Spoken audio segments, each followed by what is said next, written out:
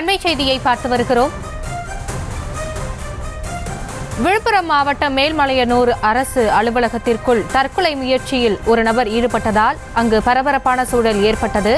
தனது நிலத்தை 23 பேர் அபகரிக்க முயல்வதாக கடிதம் எழுதி வைத்து தற்கொலை முயற்சியில் ஈடுபட்டிருக்கிறார். தீக்காயங்களுடன் மீட்கப்பட்ட மோகன்ராஜ் அரசு மருத்துவமனையில் தற்பொழுது அனுமதிக்கப்பட்டிருக்கிறார். அது குறித்தான காட்சிகளையும் உடன் பார்த்து வருகிறோம்.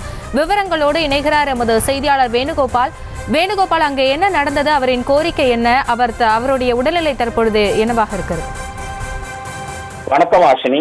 விழுப்புரம் மாவட்டம் மேல்மலையனூர் வட்டாட்சியர் அலுவலகத்தில் இன்று கங்கபுரத்தை சேர்ந்த மோகன்ராஜ் என்பவர் அரசு நிலத்தை ஆக்கிரமித்து விவசாயம் செய்வதாக அப்பகுதியை சேர்ந்தவர் சிலர்கள் மேல்மலையனூர் வட்டாட்சியர் அலுவலகத்தில் புகார் அளித்தனர். இதன் அடிப்படையில் வட்டாட்சியர் தனலட்சுமி தலைமையில் இன்று நடைபெற்ற சமாதான பேச்சுவார்த்தையில் முரண்பாடு ஏற்படாத நிலையில் தன்னுடைய நிலத்தை 23 பேர் அபகரிக்க முயல்வதாக தற்கொலை கடிதம் எழுதி வைத்துக் கொண்டு கையில் பெட்ரோல் ஊற்றி தனது உடலில் தீ வைத்துக் கொண்டு அப்பகுதியில் பரபரப்பு ஏற்பட்டது. தீக்காயங்களுடன் மோகன்ராஜ் மீட்டு வளர்ச்சி போலீசார் திருவண்ணாமலை அரசு மருத்துவமனையில் தீவிர சிகிச்சை பிரிவுக்கு அனுப்பி வைத்தனர். வட்டாட்சியர் அலுவலகத்தில் விவசாயி பெட்ரோல் ஊற்றிக் கொண்ட உடலில் தீ வைத்துக் கொண்டதால் சம்பவம் அப்பகுதியில் பெரும் பரபரப்பு ஏற்படுத்தியுள்ளது. விவரங்களை வழங்கியமைக்கு நன்றி வேணுகோபால்.